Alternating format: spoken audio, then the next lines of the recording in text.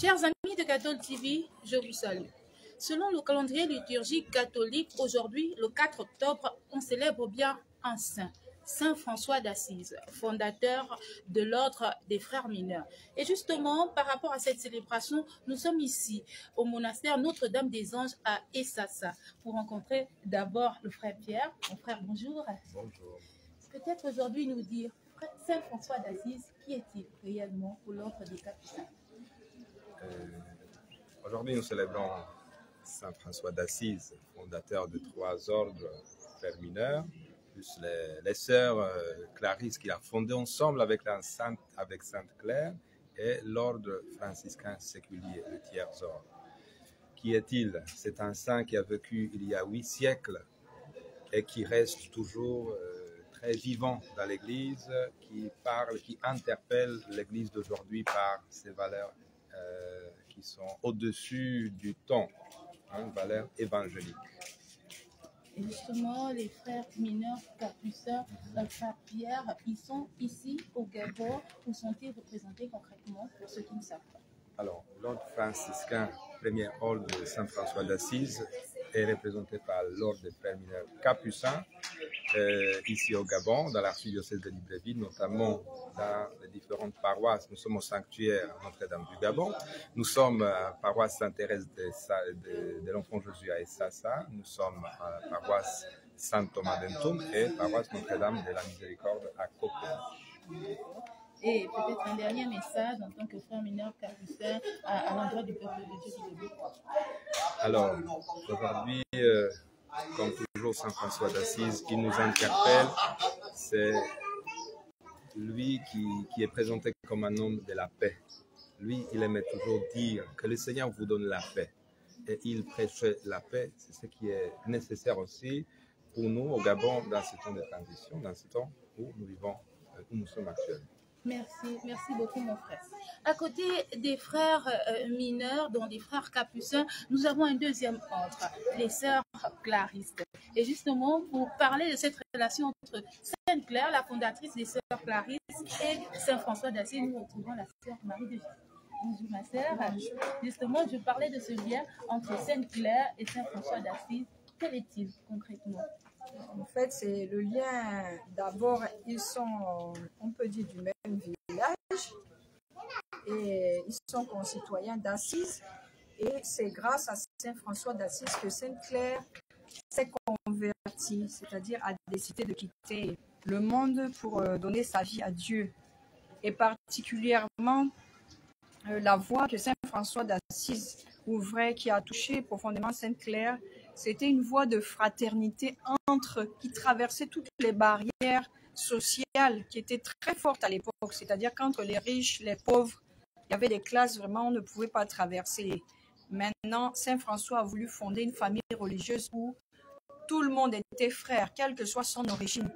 Et c'est ce que Sainte Claire aussi a continué, c'est-à-dire l'ordre de Sainte Claire, qu'on appelle couramment aujourd'hui les sœurs Clarisse.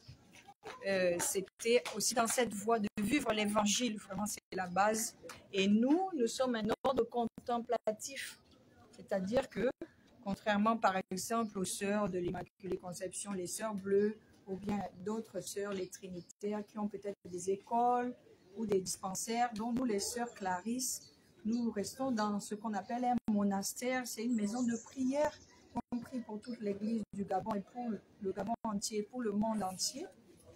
Mais nous travaillons aussi, on fabrique par exemple les hosties pour tout le pays, etc., des bougies, les ornements, c'est-à-dire les habits des prêtres, les aubes, etc., les étoiles. Mais nous faisons cela dans un climat de prière. Voilà, c'est un peu... la famille franciscaine est très vaste, très vaste. Mais il y a cette partie qui est contemplative, donc qui a été fondée du vivant de Saint François. Merci, ma soeur. Peut-être un message à l'endroit du peuple de Dieu, vous, en tant que Clarisse, aujourd'hui. Eh bien, en tout cas, nous rendons grâce à Dieu parce qu'il est toujours à l'œuvre. Et nous voudrions transmettre. Aujourd'hui, c'est la fête de Saint François. Et comme disait le Père Pierre tout à l'heure, c'est un homme de paix et d'unité. Et c'était quelque chose de très fondamental pour lui. Et je crois que c'est ce qu'on peut dire à l'heure d'aujourd'hui au peuple de Dieu. Saint François, il a voulu rebâtir l'Église et le monde par l'humilité, la fraternité, être un homme, le frère de tous. Et nous, comme chrétiens, d'abord, c'est ce que Jésus nous appelle à être, des personnes qui ne jugent pas les autres, qui ne condamnent pas, mais qui cherchent à aimer toute personne. Et pour cela, on demande au Seigneur la grâce de vivre la miséricorde, de vivre l'évangile au quotidien. Merci, ma sœur. À côté des frères mineurs, à côté des sœurs claristes, nous avons un troisième ordre, l'OFS. Pour cela, on vous retrouve, madame. Présentez-vous, s'il vous plaît. Bonjour. Moi, je suis madame Eugénie Damas épouse Jenny.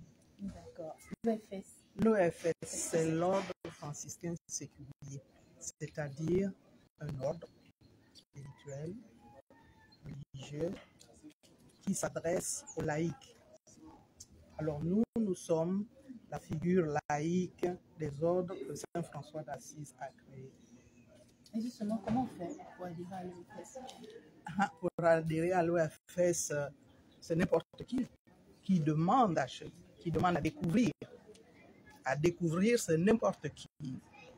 Mais pour cheminer, il faut marquer un stop et dire qu'est-ce qu'on a compris, qu'est-ce qu'on a découvert pendant la période de la découverte et si on veut, oui ou non, continuer avec les franciscains séculiers.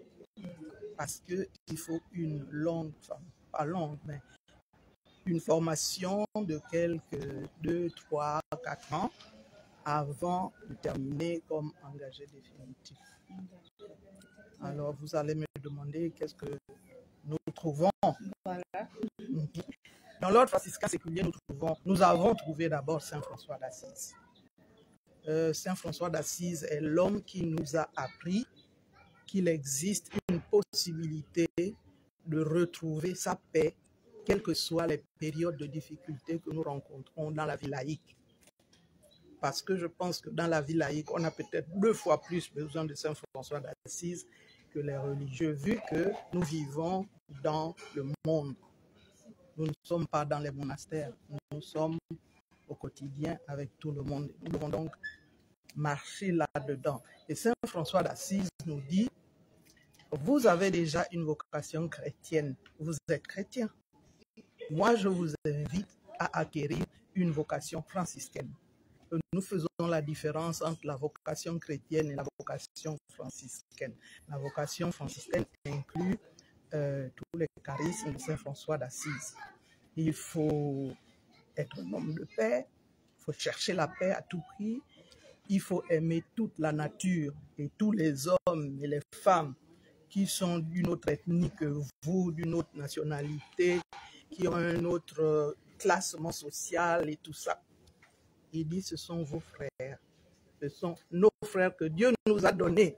Ça là, ça devient sacré. Donc, nous trouvons dans l'ordre franciscain séculier, nous trouvons la fraternité. Et ça, moi personnellement, je ne l'ai pas trouvé avant que je n'aborde l'ordre franciscain séculier. La fraternité dans l'Église, la fraternité entre tous les hommes. Donc, il y a la paix, il y a la fraternité, il y a vivre l'Évangile. En tant que chrétien, on n'a pas trop de moyens, de méthodes pour vivre l'Évangile comme Jésus le voudrait. Mais Saint François d'Assise nous donne les méthodes. Donc, vivre l'Évangile, nous venons à l'OFS pour apprendre à vivre l'Évangile toute notre vie, apprendre à nous convertir, apprendre à chercher le ciel, etc. Tout ça avec le réconfort des frères de la fraternité. Merci Maman Eugénie. Peut-être un dernier message. Maman Eugénie, oui. Un dernier message à l'endroit de la communauté laïque du Gabon. Peut-être qu'il doit aussi adhérer à l'OFS. La communauté laïque du Gabon, notre OFS du Gabon est né il y a une 12aine d'années. Donc nous sommes une jeune communauté. Mais bien que nous soyons une jeune communauté, nous pouvons déjà annoncer à nos frères et sœurs que nous sommes ouverts à accueillir toute personne qui voudrait découvrir quel est Saint François d'Assise et quel est l'ordre franciscain séculier. Ça a l'air d'être une grosse chose compliquée, ordre, mais c'est quoi ça, ordre?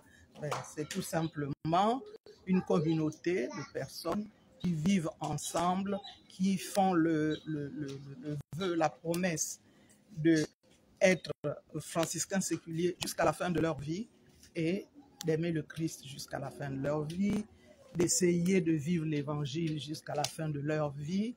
Et nous sommes là et nous sommes bien. Merci. Merci beaucoup. Et je voulais juste souligner que ce mois d'octobre, tous les dimanches du mois d'octobre, il y aura ici une présentation de l'ordre franciscain séculier à la fin des messes ici au monastère.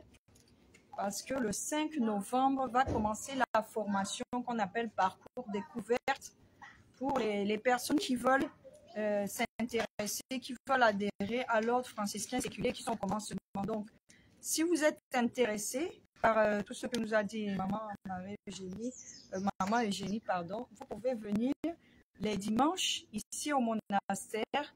Après la messe de 9h, il y aura une présentation tous les dimanches du mois d'octobre. Et le 5 novembre commence le parcours découverte pour les personnes qui veulent s'intéresser un peu plus et commencer une formation avec l'ordre franciscain séculier.